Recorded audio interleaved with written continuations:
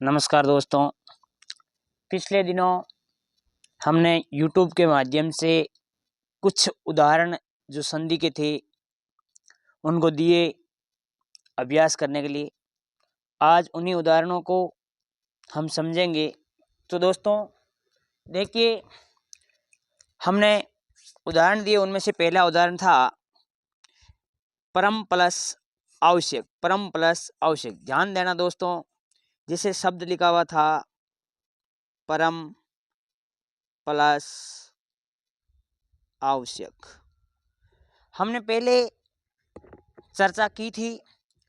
जैसे देखिए, प्रथम पद का अंतिम वर्ण यदि ए हो, द्वितीय पद का प्रथम वर्ण यदि आ हो, अर्थात समान स्वर मिलकर दीर्घ हो जाते हैं। प्रथम पद और द्वितीय पद का वर्ण मिलकर दीर्घ हुई, आ बना। हमने चर्चा की थी दोनों पदों का वर्ण बनने वाला कोई भी वर्ण बनेगा वो प्रथम पद के अंतिम वर्ण में जुड़ेगा और द्वितीय पद का प्रथम वर्ण गायब हो जाए। देखिए दोस्तों, जैसे पैरे, मैं में से ए बार आया, मैं आधा बचा। इधर ए और इधर ए हुए, दोनों मिलकर बने आ, वैसे ये के। देखिए दोस्तों, ये बन जाएगा पैरमा आ वैसे ये क, दीर्घ स्वर संधि। तो देखिए दोस्तों, यहाँ बन गया पैरेमा वैसे ये क, परमा आवश्यक, दीर्घ स्वर संधि। दीर्घ स्वर संधि, दीर्घ स्वर संधि। देखिए दोस्तों, अगला था ये और आ। प्रथम पद का अंतिम वर्ण ए, प्रथम पद का अंतिम वर्ण ए, द्वितीय पद का प्रथम वर्ण ए, आ। ए और आ समान स्वर मिलकर दीर्घ हो जाएंगे तो शब्द बन जाएगा नीते। ए और आ मिलकर बना आ गायब हो गया, ने दे, सेम संधि अभी वाली। अब देखिए दोस्तों, इधर ई और प्रथम पद का अंतिम वर्ण भी ई, द्वितीय पद का प्रथम वर्ण भी ई, दोनों दीर्घ ई है। समान स्वर मिलकर दीर्घ बनते हैं, समान स्वर मिलकर दीर्घ स्वर संधि में, तो ये शब्द बन जाएगा श्री। प्रथम पद का अंतिम वर्ण ई, द्वितीय पद का प्रथम वर्ण ई और ई बड़ी, द्वितीय पद की ई गायब हो जाती है, प्रथम पद में जुड़ जाता है श्रीस, दीर्घ स्वर संधि। आगे देखिए, ई और ई सेम टू सेम है, छोटी और बड़ी ई बन जाएगी सीती से, दीर्घ स्वर संधि। इधर ऊ और ऊ हमने देखा दीर्घ स्वर संधि के अंदर समान स्वर मिलकर बड़े होते हैं। ऊ और ऊ, बड़ा ऊ बन गया, तो इसमें भी हो जाएगा भू भ्र, ये भी दीर्घ स्वर संधि। इधर देखिए री और री, वैसे संस्कृत में माना जाता है हिंदी के अंदर री नहीं होती दीर्घ री, फिर भी यहाँ दे रखी है। री और री मिलकर दीर्घ री बनती है, तो यहाँ हो जाएगा हो त्रिकार, हो त्रिकार। यहाँ आ अब अलग आया, यथा प्लस इष्ट, यथा प्लस इष्ट। प्रथम पद का अंतिम वर्ण यदि आ हो प्लस द्वितीय पद का अंतिम वर्ण प्रथम वर्ण ई हो, आ और ई मिलने पर गुण स्वर संधि होगी और आ के बाद ई आए तो ए होगा। गुण स्वर संधि का एक नियम है, ए या आ के बाद ई आए तो ए होगा, ऊ और ऊ आए तो ओ होगा, और री आए तो अर होगा, गुण स्वर संधि के अनुसार। तो देखिए दोस्तों, इधर आ इधर ई दोनों मिलकर बने ए, जो सब वर्ण बनता है वो प्रथम पद के अंतिम वर्ण में जुड़ता है, प्रथम पद के अंतिम वर्ण में जुड़ता है, और द्वितीय वर्ण वैसा का वैसा ही रह जाता है, तो बन जाता यथे, ई गायब हो जाता है इष्ट, तो द्वितीय पद का प्रथम वर्ण गायब हो जाता है, यथेष्ट क्या बन गया भाई, ये थे, ये से, ये थे, यथेष्ट। यहाँ दीर्घ स्वर संधि नहीं होकर यहाँ होगी गुण स्वर संधि। क्यों हुई कि आ के बाद में ई आया, अलग स्वर आया, आ ए और आ के बाद में ई आए तो गुण स्वर संधि होगी, और आ और ई की जगह ये ए की मात्रा लग जाएगी। यहाँ पर भी ए और ई है तो ये बन गया प्रेत। यहाँ ए और ऊ है, ए और आ के बाद हमने अभी देखा ए और आ के बाद ऊ और ऊ आए तो इन दोनों की जगह क्या हो जाता है ओ, और जो वर्ण बनता है ओ बनता है वो प्रथम पद के अंतिम वर्ण में जुड़ता है और द्वितीय पद का प्रथम वर्ण गायब हो जाता है। तो ये बन गया यहाँ पे, प्रा और ते, ओ की मात्रा उ गायब हो जाएगा, प्राप्तोदक, गुण स्वर संधि, गुण स्वर संधि। अब आगे दोस्तों देखिए शब्द दे रखा है सागर प्लस उर्मी, यहाँ ए और यहाँ सेम टू सेम नियम काम कर रहा है गुण स्वर संधि का, सा गे रो मी, सागरो मी, ये हो जाएगा गुण स्वर संधि। यहाँ ए के बाद में री, ए के बाद में री, देखिए ए आ के बाद में री आए तो गुण स्वर संधि होती है, ए और आ के बाद में री आए तो गुण स्वर संधि होती है और अक्षर बन जाता है अर, क्या बन जाता है अर। इधर देखिए दोस्तों हेमंत प्लस ऋतु दे रखा, यहाँ हेमंत प्लस ऋतु, प्रथम पद का अंतिम वर्ण ए, द्वितीय पद का प्रथम वर्ण री, तो इन दोनों पदों की जगह बन जाएगा अर। दोस्तों देखिए शब्द बन जाएगा हे मैं और ते, ते में से ए बार आया, ते आधा बचा, लेकिन ये ए है इसके साथ में वापस आ गया तो रह पूरा हो गया, तय पूरा हो गया। री है वो मैंने पहले ही कहा था द्वितीय पद का स्वर संधि में प्रथम पद से कोई लेना देना नहीं है। और आगे तू है तो मैंने ये तू लिख दिया, रे आधा है ये इसके ऊपर चला गया हेमंतु। तो ये शब्द बन जाएगा हे मैं ते तू हेमंतु, ये भी गुण स्वर संधि। आगे देखिए ए और आ, वेरी नाइस, क्या खतरनाक उदाहरण है, जल प्लस ओग, जल प्लस ओग, जल प्लस ओग, ए और बाद में ओ, एक वृद्धि स्वर संधि का उदाहरण है ये, और वृद्धि स्वर संधि का नियम है ए या आ के बाद, यानी कि प्रथम पद का अंतिम वर्ण ए या आ हो तथा द्वितीय पद का प्रथम वर्ण ए, आई, ओ, औ हो तो ए आई की जगह ऐ बन जाता है, ओ औ की जगह औ बन जाता है, ये संधि होती है वृद्धि स्वर संधि। देखिए दोस्तों यहाँ ए है, प्रथम पद का अंतिम वर्ण ए, द्वितीय पद का प्रथम वर्ण ओ, ए प्लस ओ मिलकर प्रथम पद में ए और आ के बाद में ओ और ओ है तो औ बनेगा, तो इसके जगह बन गया दोस्तों औ। तो ए और ओ से औ बना, जो शब्द बनता है, जो वर्ण बनता है वो प्रथम पद के अंतिम वर्ण में जुड़ता है, प्रथम पद के अंतिम वर्ण में जुड़ता है, द्वितीय पद का प्रथम वर्ण में कुछ नहीं बदलाव होता है, वो गायब हो जाता है, तो बन जाता है जलोग, बन जाता है जलोग। तो इधर देखिए दोस्तों यहाँ बनेगा जय लोग है, गुण संधि नहीं होगी, यहाँ होगी वृद्धि स्वर संधि। इधर देखिए ई प्लस आ, और नियम अलग आया। अभी तक देखिए हमने सब में पहला पद में ए पढ़ा, इसके अंदर प्रथम पद का अंतिम वर्ण ई है, ध्यान देना दोस्तों, प्रथम पद का अंतिम वर्ण ई, ई, उ, उ, री आए आए तथा बाद में इनसे भिन्न स्वर आए, भिन्न यानी अलग स्वर आए, तो भिन्न स्वर आए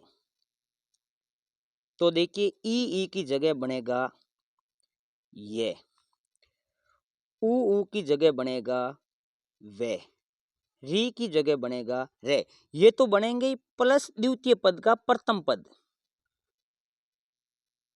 द्वितीय पद का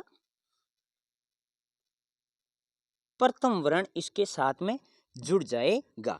तो देखिए दोस्तों यहाँ उदाहरण आया सखी प्लस आगमन, ध्यान देना ये उदाहरण बड़ा ही महत्वपूर्ण है, सखी प्लस आगमन, प्रथम पद का अंतिम वर्ण ई प्लस द्वितीय पद का प्रथम वर्ण आ, भिन्न स्वर है, समान होता दीर्घ होता था लेकिन भिन्न स्वर है, भिन्न स्वर होने के कारण ई की जगह बनता है ये, क्या बनता है ये, और द्वितीय पद का प्रथम वर्ण साथ में जुड़ जाता है, यानी ये इसके साथ में जुड़ जाएगा, तो ये बन जाएगा या। अब ये या कहाँ लगेगा, यहाँ लगेगी, देखिए इसको समझना बड़ा आसानी से खे से खी से ई बार आया तो खे बचा आधा, ई की जगह बन गया ये, द्वितीय पद का प्रथम वर्ण साथ में जुड़ने के कारण बन गया या, ये गे मैं ने, सक्या गमन। ध्यान देना दोस्तों, सक्या गमन ये संधि होगी यण। कौन सी होगी? यण स्वर संधि।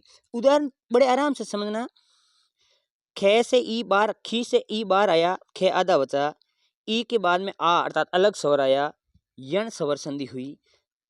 द्वितीय पद का प्रथम वर्ण इसके साथ में जुड़ गया, ई की जगह यह बना, आ साथ में जुड़ा तो ह्या हो गया।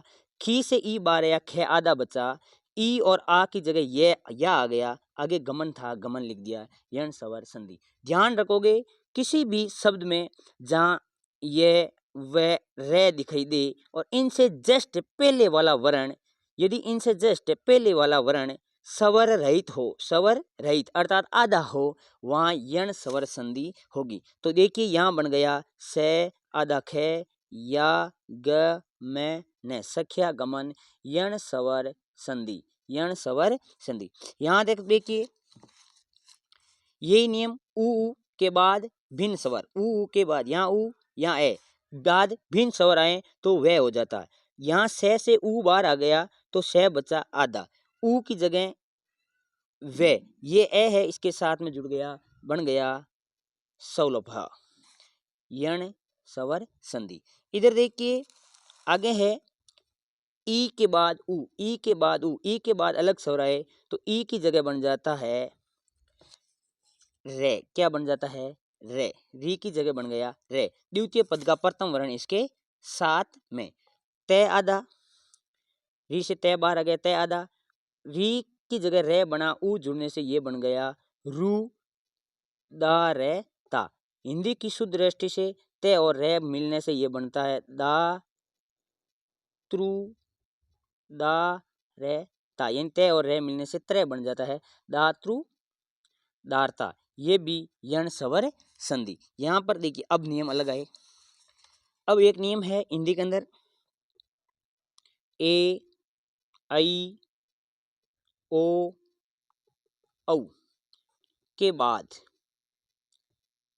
बाद कोई भी स्वर आए, कोई भी स्वर,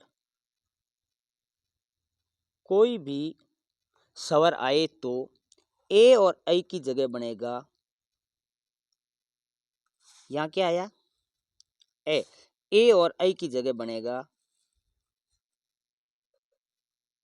ए ये, ऐ की जगह बनेगा आई, ओ की जगह बनेगा औ और औ की जगह बनेगा आओ।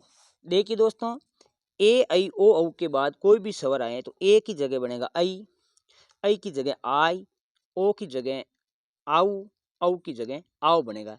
ये संधि होगी अयादि स्वर संधि। देखिए दोस्तों बड़े ध्यान से समझिए, यहां उदाहरण दे रखा है से प्लस अन, से प्लस अन। यहां है ए, इसके बाद में है ए की जगह बनेगा ए ये। देखिए दोस्तों से ए बार है लेकिन ये साथ में जुड़ने से ये हो गया, ए की जगह बना ये ए साथ में जुड़ गया ये ने, बन गया शब्द, बन गया शयन, शब्द बन गया शयन। ये होगी अयादि स्वर संधि, अयादि स्वर संधि। इधर देखिए दोस्तों यहाँ पर भी ऐ आया हुआ है, ऐ के बाद ये ऐ आया हुआ तो बनता शब्द बनता है आओ। ध्यान देना, आओ नहीं सॉरी आई। देखिए दोस्तों गे, ऐ बार आया लेकिन यहाँ आ जुड़ने का कारण ये वापस बन गया आ, ये के साथ में ये ई जुड़ गया तो गायिका। ये भी अयादि स्वर संधि। इधर देखिए दोस्तों आगे है औ प्लस ए, औ है तो यहां बनेगा आओ। क्या बनेगा? आओ। गे औ बार है लेकिन आओ होने कारण गया गा, वे के साथ में ये जुड़ गया वे से ने, गवेक्षण, गवेक्षणा। ये बन गया अयादि स्वर। इसी प्रकार यहां पर भी यही हो जाएगा, औ है बा, औ की जगह वे और ऊ साथ में जुड़ गए, ये हो गए भा वू क्या भावुक है। ये भी अयादि स्वर संधि। इधर देखिए यहाँ ऐ है यहाँ ए है तो वी ऐ की जगह बन जाएगा ना, ऐ से ये बना, ये इसके साथ में जुड़ेगा वीना यक, वीना यक। ध्यान देना, यदि समझ में नहीं आया तो एक बार और देख लेना। यहाँ देखो क्या नाम लिखा है,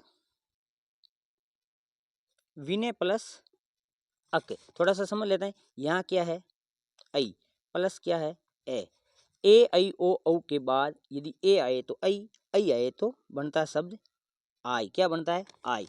इधर देखेंगे वी न से ऐ बार आया, न बचा आधा हलंत वाला, ये आगे ऐ की जगह इसकी जगह बन गया आई, आगे क्या है अ क।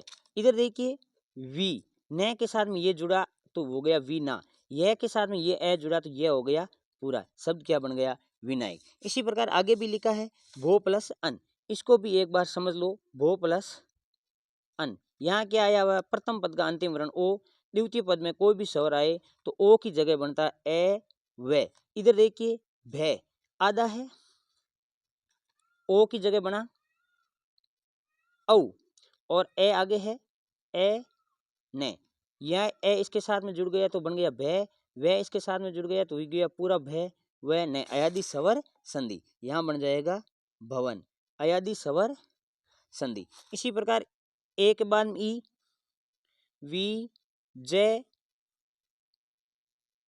ई नी विजयिनी, ये भी अयादि स्वर संधि।